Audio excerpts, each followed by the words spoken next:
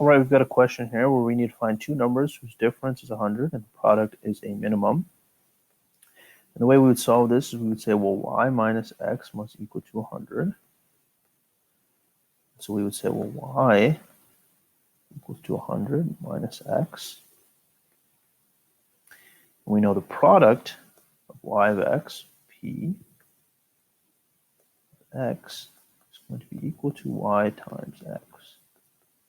And we could write that as 100 minus x times x. And we would get 100x minus x squared.